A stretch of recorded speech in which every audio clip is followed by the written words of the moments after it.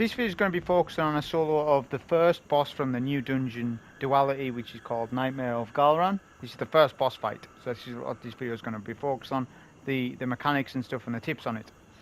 This won't be a full solo flawless of the entire dungeon. There are 3 main encounters, and I'll focus 3 main encounters for videos, and I'll also, in the end, tie it all together to do a solo flawless for each class, etc. You know the drill, because I do that always with all the dungeons. The reason why I haven't got any dungeon videos out yet, apart from this one, is because I haven't had much time to play the dungeon. I haven't had much time to play Destiny in general. Just know that I'm not somebody like that or something that does this for their job. This isn't my job. This is a side hobby for me. So if I'm not on to make a video, I can't make a video. You can't get blood from a stone, can you? So that's what I'm trying to say. People are like expecting me to be on at this expansion release date.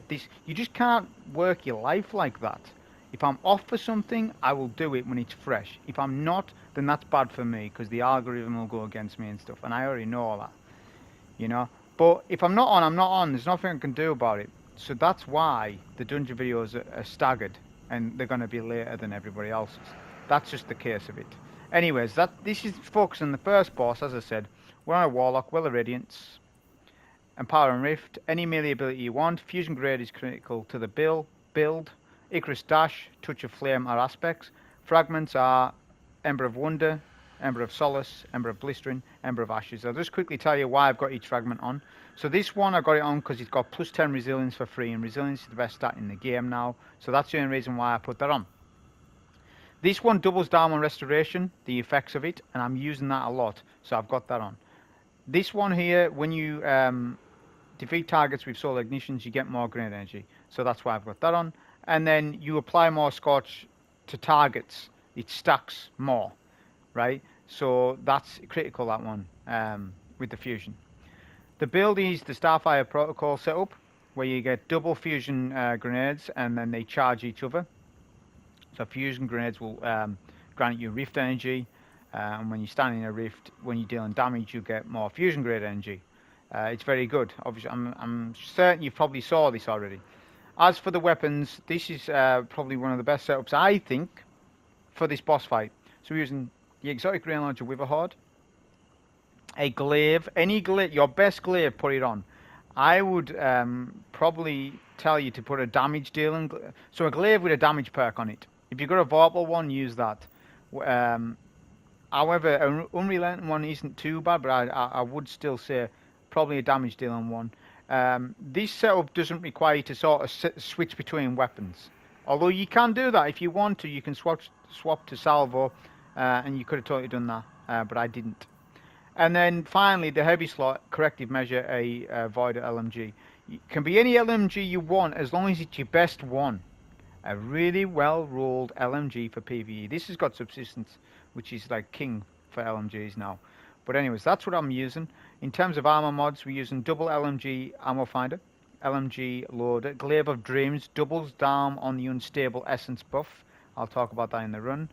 Solar Void and Arc Resist trifecta, Elemental Ordnance to create wells via our grenade, Font of Wisdom to get increased intellect when we pick up a well, LMG Scavenger, Solar Fulmination, and Classy Restoration. Classy Restoration means that your Empowering Rift turns into a Roman Healing Rift.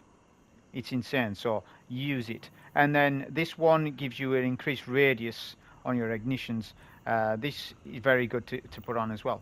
Stats wise, I recommend high resilience, high-ish recovery, and high discipline. If you can get these 3, if you can get a triple 100 on these 3, you're perfect on the Warlock. That's everything that you want. That'd be amazing. I'm going to try and grind out a triple 100 of these 3 stats. But anyways, that's the setup that I recommend for this boss fight. So as we start the run, I'll do my best to sort of explain the mechanics of this as we go. So I might explain 2 or 3 times because it's hard to get it all while it's going. So there's the mirror world and there's the standard world. So there's 2 dimensions. In the mirror world, when you're shooting a bell to teleport to the other dimension, you need to be next to the bell. There's a ring round the bell. Outside, on the regular dimension, when you're shooting the bell, you can shoot it from anywhere you like. When we come to the mirror world, which is that's your goal, to come here, you need to get symbols. It can be any symbol. It's also random. There's no way to tell which symbol that you're going to get. like like on a fresh phase. It's not like the vault encounter where you know that. You don't know that yet. So you just go in and look for the scions. There's 4 rooms, top left, top right, bottom left, bottom right. You then need to kill both of them. Only pick one of their symbols up. It's a staff. You pick up the staff, you get a symbol. It says War Beast. So War Beast, you know, that goes to the dog side. So bottom side of the map is dog and axe. Top side is sun and cup. Pretty easy to see because you can see on the walls where you need to go. It also shows you the little symbol. So that's important when you're in the middle world. Only kill them both, but only pick up one symbol. For the solo strat, you do one symbol, not 2. On a team run, you do the 2 dunks. On a solo, you only do 1. If you do 2, you will lose so much time for damage, for DPS. If you want a solo free phases fight, you must do what I've just said. If you're not understanding me, replay what I said.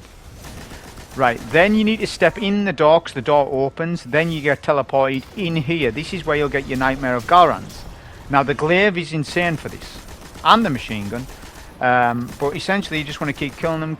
Pick up the unstable essence if you can, but it's not essential if you don't on the first phase. But it saves you a bit of time. Obviously you've got that 60 seconds timer. You'll get an extra 5 seconds every couple of Gahlran's. Which you should be heading out of that room with 40 or 35 seconds. Don't use primary or anything like that. Obviously I haven't got one on, but if you're using like an SMG, don't use that. Use your heavy, use a glaive. Glaive will free shot. The free melee shot combo, it will work. Just killing the nightmares. So now we go, obviously we're back in this mirror world. We went for the original bearer that we killed, but we didn't pick up the staff, but on this phase we did. Right? So we went to pick up the staff that we got from the first phase. We now have that and we'll dunk that. This will then mean there's an additional bearer or nightmare bearer to kill for damage, which gives you an extra 15 seconds of damage because of that. So if you do this trick, then you're going to get enough time to free phase the fight. You could one phase the fight if you wanted to with Titan and stuff. You know, I'm sure there's better ways, but this is just, you know, the general loadout that you would use. Okay, so we'll go in the door. The bell bearers need to be killed to obviously activate the bell, right? And then we've got ported again, so it's the same thing again. You need to kill the nightmares of Gahlran. They are weaker, obviously, than him, but just be checking your radar at all times to make sure that a Gahlran hasn't snuck behind you, because he may de-aggro. If he de-aggro's in a corner, the door won't open. There's the nightmare sniper, the bearer. So look at my time; it's went up because of that. Right, I'll get extra 5 seconds here. Wait for the door to open. I was a little slow on this first phase. I was probably 5 seconds behind where I should be. That's fine. Then we look for the boss. Now it's damage. So we'll lead with a Witherhoard and a fusion nade, and then well. Now what you want to do is focus the glaive. Do a lot of damage with the glaive. Just the melee combo. You don't need to do the heavy attack unless he's outside of your well. Try and stay in the well. Don't knock Gahlran outside of your well too much. Just do one melee combo and swap between Witherhoard and fusion grenades. Keep an eye on your grenade engine. Look at the damage we're doing. It's really your fusion grenades that are doing the damage. That and Witherhoard. All the glaive's doing is sort of a system with getting more fusion grenades. So make sure that you leave DPS at 10 seconds. I'm pushing it a little bit because I lost time going in there. I was slow on killing the nightmares. So this is what it is. You get punished. The slower you are killing the nightmares, the less DPS you get. On the next phase, I think I do a lot better, but that's just around about exactly a third, or just under, and that's your goal, to do a third. Just bear in mind though, on the final phase, you have more time because you don't need to get the bell, because presuming on the third phase, you will kill the boss. You're going to commit to the kill, which means you get an extra 10 seconds as opposed to what you would do going for a bell. So it's rinse and repeat. We went back into the middle world. We've got sun. And we're just going to kill the bearers. Make also to note, the bearers spawn on the opposite side of where the bell is. There's 2 bells. One will be closed, one will be open. It rotates between the 2. If you spawn on the side, whatever side, you know, if it's open, then go to the other side. That's where the bearers are, to then open the bell. So you need to be at all times. You need to be heading in the right direction at all times to make sure that you don't wipe. Because that 60-second timer, when it runs out, you will wipe. Okay, so we've got sun. We're going to go up there. What I do is I just kill everything. The Scions are an unlimited spawn. The Legendaries aren't. The Legendaries are... they spawn depending on when you get your dunks. So when you do a dunk like this, Legendaries will spawn. They will spawn. They will also spawn in the middle world. But when the door opens, we're doing an Empowering Rift because that activates invincibility for 10 seconds. Because of Classic Restoration, it means I'm basically invincible for 10 seconds. So use your Empowering Rifts wisely. So it's not a case of that I'm using it just to stand in it to then melt something. It might be just because I want to go on a rampage, clearing a lot of ads with the glaive or something. So now we're on the first phase of the second, so always sort of remember where you are. Obviously we're not going to be doing damage just yet. We're going to be doing a cycle of these Gahlrans. Try and head as you're killing them. Head to the direction that you need to, then a door will open. I will say this about this encounter. When I first started doing this, I couldn't get my bearings. Sort of when you're going in the room, because everything's red, sort of like, where's the exit? So it's one of those things where you're going to have to play it to get used to it. You know, the encounter, like that's what I found. I found it a little bit all over the place for where you need to go when you need to kill them. You know, the Gahlrans, the Nightmares. Because if you go the wrong way, your DPS is you're not going to get the DPS. Your DPS is going to be bad because you've lost time. So, anyways, we have Chalice here now. One thing to know about this. I've had bugs in this dungeon. Obviously, one of them fixed with the spawns, but there's another bug that I always get is don't dunk on a plate when there's bell bearers spawning. The bell bearers, as they spawn, seem to bug out the dunk when you're opening the door. And if it bugs out, you've screwed your damage. You're not going to get that additional nightmare sniper on the for DPS. So kill the bell bearers, let them spawn in outside. If they're already spawned in, it's fine. It's when they're spawning in. It's as they're spawning in, don't dunk at the same time. Okay, so this is now DPS. This is phase 2 actual DPS. I want to use the machine gun here. Sometimes I use the glaive, sometimes I use the machine gun. The only thing with the glaive is sometimes if all the Gahlrans spawn on top of you, which can happen, they can all just wipe you very quick. They're meant to spawn out. They're meant to spawn in spread out, but sometimes they don't. They just spot the spawn seems to be buggy on them as well. But see the sniper. Always look out for that sniper on the second phase because he may hide somewhere. Make sure that you kill him. Now the boss as well should be in middle if he's behaving himself. Should be, but sometimes the boss can hide and cost you time. That's the only thing about this fight I don't like. I like the way we do damage. I just wish the boss was sort of fixated somewhere in the arena on every phase so you know exactly where you are for damage, always. But we're doing the same thing. We're doing glaive damage, fusion grade, Witherhoard, and then swapping between the two. We're not using the machine gun because the machine gun just isn't going to do any damage. And the machine gun's role is important for the fact of killing bell bearers when we need to. And clearing nightmares. And just in general, ag clear. That's what the machine gun's good for, and it's exceptional. And the glaive is very good as well. Because it's unlimited ammo with the melee combo. Like, people say glaives are bad, but they're actually one of the best archetype weapons in the game. If they ever bring a horde mode in this game, like a proper one, like an Altars of Sorrow but times 10, then glaive's your best weapon. All day long. Like whenever I do Altars of Sorrow, I always put a glaive on. You can just glaive everything. Glaives are a very good weapon type, and they're only going to get better. If you want to use your glaive on the bells, you can 2-shot them with the swing or 1-shot them with the heavy attack. So now we're looking for our bearers. We've got axe. We've picked that one up. As I said, always make sure that you're only picking up one though. So like, for example here, there's obviously 2 per phase. I'm going to kill him. The sniper will respawn, right? But the symbol will stay. And that's the thing I didn't... When I was first learning this, I was like, well, why is everyone getting more time than me? I just didn't... Because I was dunking 2 symbols at the same time. Doing it. Like picking both symbols up. And then I realised that one little trick of not doing that. Of just doing the one... Picking up one symbol, leave the other symbol in the mirror world. Is a huge deal maker.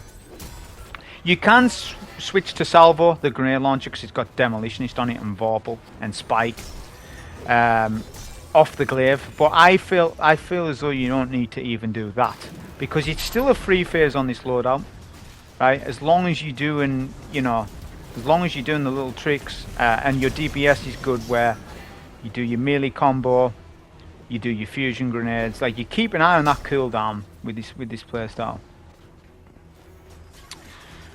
So we're going to dunk axe. Gahlran shades will return. Watch the snipers. They are infinite spawn in this room, so if you want to farm up ammo, those scions are the ones to farm up. If you want to farm a super before DPS, that's what you do. It's like on Prophecy with the infinite scions. They're taken ones, they're taken for all, whatever. It's the same thing as that, right? They're infinitely spawning, but the Legionnaires aren't, which is something I haven't really spoke about. So keep on top of the Legionnaires, ad clear wise, in the middle world. Keep on top of it just a little bit, because you'll get a spawn of Legionnaires every time you kill a bearer. Which that happens because obviously we have a extra bearer to kill on DPS. So this is just still phase 1, I believe, of the final phase. Right, not to confuse people. There you'll see the door open. That you want to definitely machine gun these 2 bearers. That's something I haven't mentioned. Make sure that on DPS at least, that's the first thing you do before you damage. Before you go for damage, look for the boss. Kill the bearers, because after you've done that, you need to head for the exit. And also don't forget which side you're going to, because if you're really cutting it tight with damage and at 8 seconds you realise you went the wrong way and the bell's on the other side, then it's over, because it'll wipe you. So it's just little things like that. I know that's obvious, but it is little things like that. And always make sure you've got some ammo to shoot the bell. If you're going to shoot it at 1 second, make sure you got your weapons loaded. Glaving these bearers is probably your best bet for ammo and stuff, and they're easily killed, spawn killed like that. Like I said, always let the bearers spawn in before you dunk, because I have experienced bugs where the door won't open because you've dunked while bearers are spawning in, and it's doing like 2 things at once, and the games just seem to sometimes not register it. Sometimes Colossus doesn't even spawn in, which you're meant to get a Colossus for every door that you open. Make sure that you use a nade on him to kill him quickly. So this is the final phase, right? So we're going to use machine gun here. We're going to try and commit to getting a faster clear. Try and pick up the unstable essence as you go. It'll reset your timer to 29 seconds. Or 30 seconds. Sniper left. And I sort of screwed up a little bit with these bearers because my ammo was starting to run out. But that's fine. That's why sometimes on the earlier phases I was using a bit more of the glaive. Not just spamming the machine gun, just so I had enough ammo at the very end for the bearers. So now it's DPS. If you can get a well on this boss in the corner of the room, like this, you can sort of bully him and he won't push you out of the well. Because if he's pushing you out of the well too much, you're going to get less damage, because you're going to get less fusion grenades. You need to be in the well to register for the fusion grenade energy. But you can see we're going to commit to damage. We've even got so much more time. So you can see how it's consistent for the free phase on this. Hope you enjoy. Thank you.